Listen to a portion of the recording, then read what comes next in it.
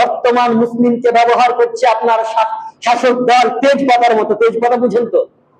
বর্তমান আপনার শাসক দল মুসলিমদের ব্যবহার করছে তেজপাতার মতো। মানে তেজপাতার যতক্ষণ কাজ ছিল ততক্ষণ তরকারিতে ডুবিয়ে রেখেছেন, খাওয়ার সময় আপনি চুষে তাকে ফেলে দিয়েছেন, মানে তার কোনো প্রয়োজন নেই। আরে মুসলিমদেরকে তো তাই করছে। রাজনীতির সময় মুসলিমদেরকে দরকার হচ্ছে, আর রাজনীতি ফুরে যাচ্ছে, আর মুসলিম কেউ নয়, মুসলিম কেউ নয়। আরে বোকা মুসলিম বুঝবে কবে? আর এদেরকে যে তেজপাতার মতো ব্যবহার করছে, সে যে দলের হোক না কেন, এরা বুঝবে কবে? এরা বুঝবে কবে এদের কি করা প্রয়োজন আর কি করছে? এরা বুঝবে কবে? আরে কোন দল এদের সাপোর্ট করবে না। আগেও আমি উদাহরণ দিয়েছিলাম, আপনার মালিক যদি না হয় আল্লাহ, আপনাকে কেউ রক্ষা করতে পারবে না। আগে উদাহরণ দিয়েছিলাম, একটা কুকুরের উদাহরণ দিয়েছিলাম। আবার আজকে আমি আপনাকে বলছি, কুকুর দুই শ্রেণীর হয়, জানেন তো? কুকুর দুই শ্রেণীর হয়। এক কুকুরের মালিক থাকে, আর এক কুকুরের মালিক থাকে না। মালিকবিহীন কুকুর, যেগুলো রাস্তায় রাস্তায় ঘুরে বেড়ায়, সেগুলো হচ্ছে মালিকবিহীন কুকুর। মানে আপনার বাড়ি গেলেও আপনি মুগুর দিয়ে মারবেন, আমার বাড়ি গেলেও আমি মুগুর দিয়ে মারবো। মানে তারা মার খেতে খেতেই তাদের জীবন যাবে। আপনার বাড়িতে গেছে ফ্যান খেতে ঢুকেছেন, আপনি চটি নিয়ে তাড়াবেন, চটি না পারে ইট নিয়ে তাড়াবেন, মানে যা করে হোক আপনি তাকে তাড়িয়ে বাড়ির বাইরে বের করবেন। মানে সেই কুকুরের মালিক নেই। আর একজন কুকুর প্রত্যেক দিন তার মালিক তার জন্য 1 কেজি 2 কেজি করে মাংস কিনে তাকে জামায়া ধরে বাড়িতে রাখে, তাকে খেতে দেয়। তার দিকে কেউ যদি চোখ গরম করে, মালিকের সহ্য হয় না। আমার কুকুরকে কুকুরের দিকে তুই চোখ গরম করবি, মানে তার সহ্য হবে না। কেন? সেই কুকুরের মালিক রয়েছে। বর্তমান মুসলিম হয়ে গেছে আপনার মালিকবিহীন কুকুরের মতো। আমি আপনাকে আবারও বলছি, যার নাম বাদ গেছে, যার নাম ভোটার লিস্টে নেই, একদম ডিলিট হয়ে গেছে, চিন্তার কোনো কারণ নেই, চিন্তার কোনো কারণ নেই। গোটা মুসলিম আপনাদের সঙ্গে থাকবে। আপনাদেরকে আশ্বাস দিলাম যে গোটা মুসলিম আপনাদের সঙ্গে থাকবে। আমাদের ভোটার লিস্টে নাম এসেছে বলে যে আমি আপনাদের সঙ্গ ছেড়ে দেবো, এটা নয়। আমরা যেমন মুসলিমরা একতাবদ্ধভাবে ভারতকে স্বাধীন করেছিলাম, সে ইতিহাস আমাদের জানা। ভারত স্বাধীন করতে গিয়ে মুসলিমদের রক্ত ঝরেছে, মুসলিমদেরকে বন্দী হতে হয়েছে, মুসলিমদেরকে ফাঁসি কাস্টে ঝোলানো হয়েছে ভারতকে স্বাধীন করার জন্য। আবারও প্রয়োজনে মুসলিমদের ভোট অধিকার ফেরার জন্য মুসলিমরা আবারও পথে নামতে রাজি হবে, কিন্তু এরা এদের অধিকার থেকে পিছিয়ে আসবে না। কোন মুসলিম অধিকার থেকে পিছিয়ে আসবে না। প্রয়োজনে জেল হবে, প্রয়োজনে ফাঁসি হবে, প্রয়োজনে অন্য কিছু হতে পারে, কিন্তু একজন মুসলিমকে আপনার অন্য কোনো বিপদে ফেলে দিয়ে অন্য মুসলিম কোনোদিনই পালিয়ে যাবে না। কিন্তু এখন নয়, সময় আছে। এখন বিশৃঙ্খলা করার সময় নেই, সময় নয়। তার কারণ এখন আমাদের কাছে অনেক অপশন রয়েছে। সেই অপশন গুলো আগে পার হোক। শেষ পর্যায়ে যখন দেখবেন আপনাদের নাম একদম শেষ, যখন আর কোনো পরিস্থিতি নেই, তখন শেষ পরিস্থিতি আমার আপনার যেটা হবে, সেটা হচ্ছে আপনার ময়দানে নামা, সেটা হচ্ছে রাস্তায় নামা, নিজের অধিকার ফিরানোর জন্য। কিন্তু এখন তো শান্তি ভাবে চলছে, এখন অশান্তি করার কোনো কারণ নেই। শান্তি যতদিন চলবে ততদিন অশান্তি করার কোনো কারণ নেই। যখন দেখবেন শান্তিতে হচ্ছে না, তখন অন্য কোনো পথ বেছে নেওয়া যাবে। কারণ বাংলা একটা কথা আছে, ঘি যদি সোজা আঙুলে না উঠে, আঙুল বেঁকালেই ঘি উঠে যায়। তা আমরা নিজের অধিকার ফিরিয়ে নেওয়া জাতি, আমরা নিজেদের অধিকার ফিরিয়ে পাওয়া জাতি, আমরা নিজের অধিকারকে ফিরিয়ে নেওয়া জাতি, আমরা গোটা ভারতবর্ষ স্বাধীন করার জাতি। আমরা গোটা ভারতবর্ষ স্বাধীন করতে গিয়ে সবচেয়ে বেশি রক্ত দিয়েছে যারা, তারাই হচ্ছে মুসলিম।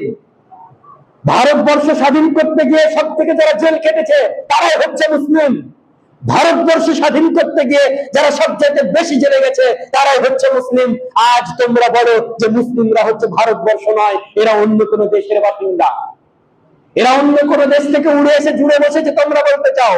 কিন্তু আমি তোমাদেরকে স্মরণ করিয়ে দিতে চাই যে যখন মোহাম্মদ আলী জিন্নাহ যখন ভারত পাকিস্তান ভাগ করেছিল, মোহাম্মদ আলী জিন্নাহ যখন পাকিস্তানে চলে গেছিল, আমরা যারা ভারতবর্ষে আছি তারা আমরা বলেছিলাম আমরা ভারতবাসী, আমরা ভারতেই থাকবো, মরতে হলে ভারতেই মরবো, বাঁচতে হলে ভারতেই বাঁচবো, আমরা পাকিস্তানের পক্ষে নয়।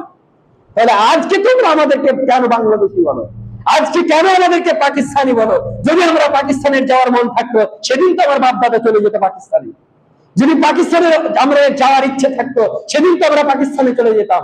কিন্তু আমরা ভারতবর্ষকে ভালোবাসি, ভারতবর্ষকে রক্ত দিয়ে আমরা স্বাধীন করেছি, ভারতবর্ষকে আমরা নেতৃত্ব দিয়ে জয়ের মুখ দেখিয়েছি।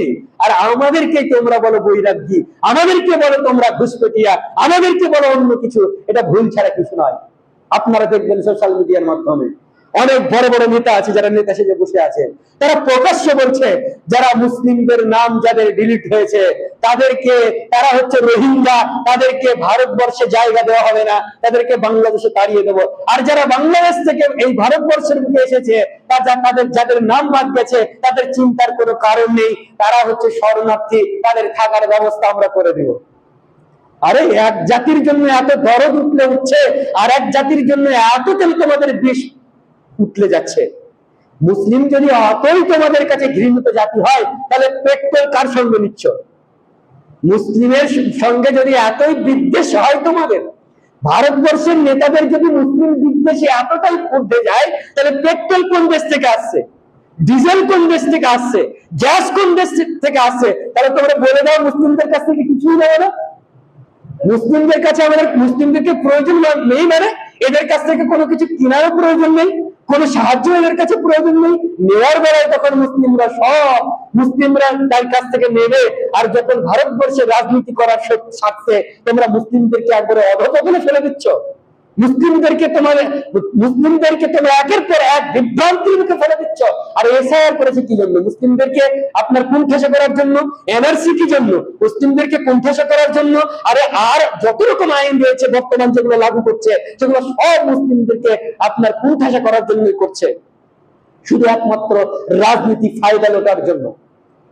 আমার বয়স অত বেশি হয়নি, তারপরেও আমি ছোটবেলায় যেটা দেখেছিলাম, যখন রাজনীতি হতো এত হিন্দু মুসলিম রাজনীতি হতো না, এত হিন্দু মুসলিম কেউ করতো না। আরে বিজেপি মানে যে হিন্দুদের, আর টিএমসি মানে যে মুসলিমের, এটা মানুষের ব্রেনে তখন কাজ করতো না। কিন্তু বর্তমানে এমন পরিস্থিতি হয়ে গেছে, রাজনীতি মানে একদল মুসলিমদের দোষ দেবে আর একদল হিন্দুদের দোষ দেবে। এটা হচ্ছে রাজনীতি বর্তমান। এটা মানুষকে নিয়ে খেলা করা ছাড়া কিছু নয়। বর্তমান মুসলিমকে ব্যবহার করছে আপনার শাসক দল তেজপাতার মতো। তেজপাতা বুঝেন তো?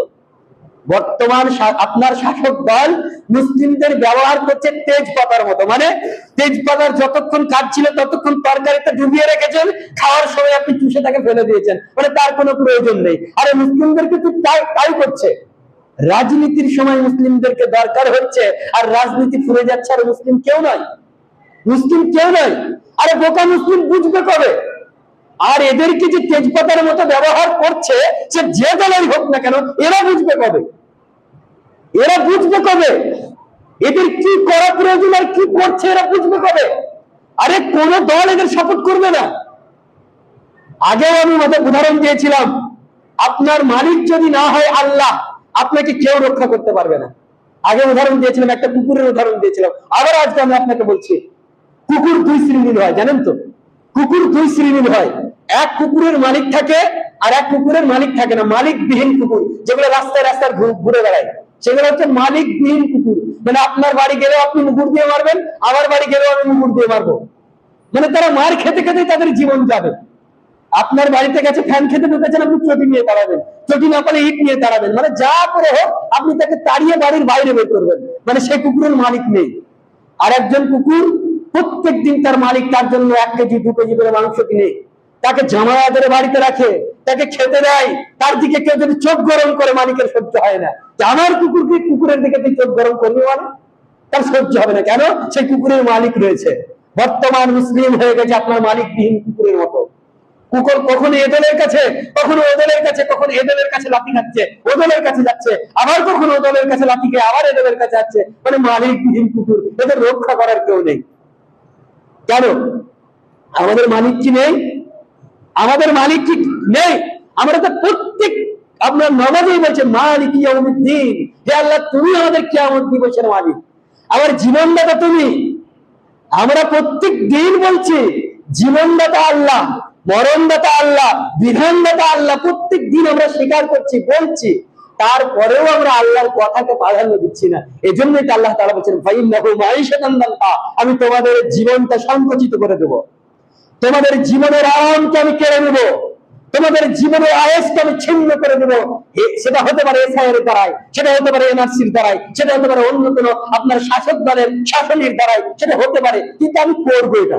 আল্লাহ তাআলা বলছেন যদি তুমি আমাকে স্মরণ না করো। আমাদেরকে যদি শান্তি ফিরে পেতে হয়, আমাদেরকে যদি নিজের অধিকার ফিরে পেতে হয়, যেটা করতে হবে সেটা হচ্ছে সর্বপ্রথম আল্লাহর কাছে দরখাস্ত করতে হবে। পৃথিবীর কেউ আপনাকে বাঁচাতে পারবে না। পৃথিবীর কোনো মানুষ নেই যে আপনাকে বাঁচাবে, বিপদ থেকে আপনাকে বাঁচাবে। আপনাকে আবারও বলি, পৃথিবীর এমন কোন নেতা নেই, পৃথিবীর এমন কোন ওসি নেই, পৃথিবীর এমন কোন ডিএম নেই যে আপনাকে বিপদ থেকে বাঁচাতে পারে যদি আল্লাহ না চান। কোরআনের আয়াত আল্লাহ সুবহানাহু ওয়া তাআলা বলছেন, কোন মানুষের ক্ষতি কোন মানুষ ততটাই করতে পারবে যতটুকু আল্লাহ তাআলা চাইবে।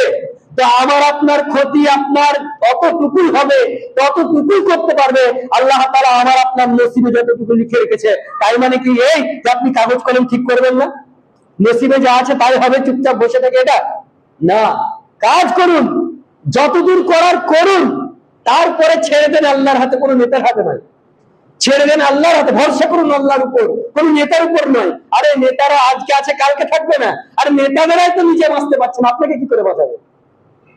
নেতারাই তো নিজে বাঁচছে না, আপনাকে কি করে বাঁচাবে? এতটুকু আপনার মাথায় বুঝাবে না যে আপনি যাদের পিছন পিছনে এতদিন ঘুরলেন তারাই নিজে বাঁচতে পারছেন না, আর আপনাকে কি করে বাঁচাবে?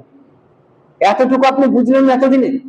এতটুকু বোধ আপনার মাথায় আসেনি যে বাঁচানোর কেউ নয়, তারা নিজেরা নিজেকে বাঁচাতে পারছে না, আমাকে কি করে বাঁচাবে? বাঁচানোর মালিক কে? একমাত্র আল্লাহ।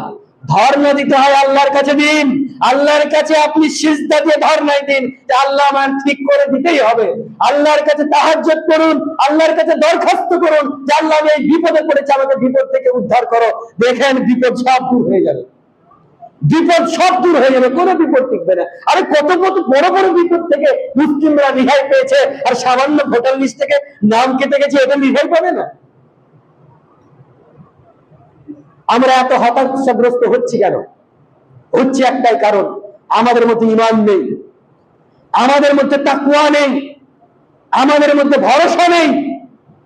এই জন্য আমরা এত হতাশাগ্রস্ত হচ্ছি, এত নিজেকে ভেঙে ফেলেছি যে না জানি আমার নাম বাদ গেছে ভোটার লিস্ট, মানে কত না কি হয়ে গেল, না জানি কি হবে। আপনার রুজি যদি ভারতবর্ষের বুকে এই মির্জাপুর গ্রামেই থাকে, আপনার কোন পৃথিবীর বুকে এমন কোন নেতা আছে, এমন কোন আপনার শাসক আছে যে আপনাকে মির্জাপুর থেকে রায় করে ফেলবে? আছে? এতটুকু বিশ্বাস করেন না যে আপনার রুজি যদি ভারতবর্ষের বুকে এই মির্জাপুর গ্রামে থাকে, তাহলে আপনাকে মির্জাপুর থেকে রায়পুরে কেউ ফেলতে পারবে? কেউ পারবে না। তার কারণ আপনি আপনার রুজির একটি দানাও ছেড়ে যাবেন না। আপনার রুজি যতটুকু আছে তার একটি দানা আপনি মিস করে দুনিয়া থেকে যাবেন না। সম্পূর্ণটুকু আপনি শোষণ করে, সম্পূর্ণটুকু ভক্ষণ করে তারপর আপনি ইহকাল থেকে পরকালে যাবেন। এতটুকু বিশ্বাস করেন না? এতটুকু বিশ্বাস আপনার অন্তরে নেই? এতটুকু আপনার মনে অনুপ্রেরণা জোগায় না যে তাকদীর বলে একটা জিনিস রয়েছে, তাকদীরে যেটা আছে সেটাই হবে? বাংলা একটা কথা আছে যে রাতের অন্ধকার পেরিয়েই আসে সকাল।